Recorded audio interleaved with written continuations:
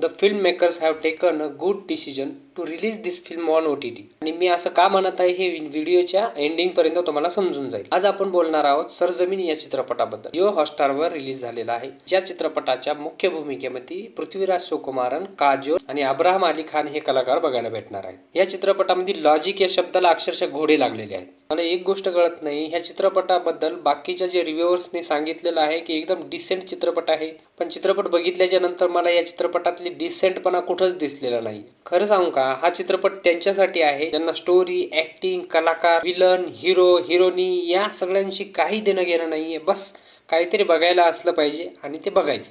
अशाच ऑडियन्ससाठी हा पिक्चर बनलेला आहे. आता या डिसेंट चित्रपटाची डिसेंट स्टोरी मी तुम्हाला थोडक्यात सांगतो. इंडियन मिलिटरीमध्ये कर्नल या पदावर असलेला विजय प्लेड बाय पृथ्वीराज सुकुमारन, त्याच विजयची बायको मेहेर प्लेड बाय काजोल आणि मुलगा हरमन प्लेड बाय इब्राहिम अली खान हे तिघे एकत्र राहतात. एक दिवशी अचानक हरमनचं अपहरण होतं आणि अपहरण झालं हे कळल्याच्या नंतर पुढच्या काही मिनिटांमध्ये त्याच्या बापाला फोन येतो की तुमच्या कस्टडीमध्ये असलेले आमचे 2 माणसं तुम्ही त्यांना रिहा करा, त्याच्या बदल्यामध्ये तुमचा मुलगा तुम्ही घेऊन जा. इथे विजय साहेब कोणालाही विचारत नाही, डायरेक्ट डिसिजन घेऊन मोकळा होतात. त्याच्या आधी तुम्हाला एक गोष्ट सांगतो, विजय साहेब एवढे मोठे देशभक्त आहेत की त्यांना देशाच्या पुढे काहीही दिसत नाही. आपला मुलगा नाही, बायको नाही, त्यांना सगळ्यात आधी देश आहे, नंतर बाकीच्या गोष्टी.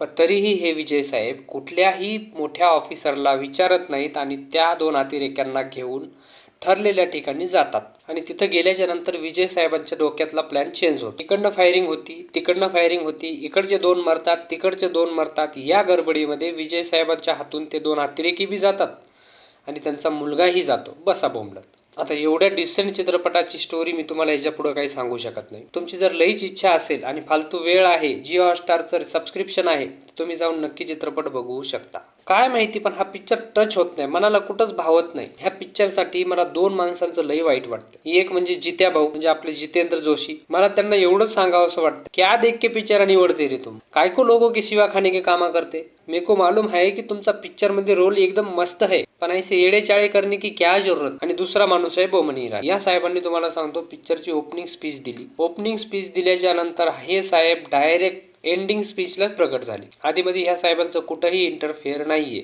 ऍक्टिंग बद्दल सांगायचं झालं तर सगळ्यांची ऍक्टिंग ऍव्हरेज लेवल होती. एक महत्वाची गोष्ट तुम्हाला सांगावीशी वाटते, इब्राहिम खानच्या रूपामध्ये 90s मधला सैफ अली खान तुम्हाला पुन्हा एकदा बघायला मिळणार आहे. चित्रपटामध्ये एवढे जबरदस्त इमोशनल गाणे आहेत ना, बट ते डोंट टच द हार्ट. मला हा चित्रपट कोणत्याही अँगलने डिसेंट वाटला नाही. बाकी थिएटरमध्ये 2 चित्रपट लागलेले आहेत, एक फॅन्टास्टिक 4 आणि दुसरा आहे महाअवतार नरसिम्हा. बाकी कोणाला काही सांगायचं असेल तर कमेंटमध्ये नक्की सांगा. आणि सगळ्यांना एक रिक्वेस्ट आहे की व्हिडिओला हाईप करायला विसरू नका.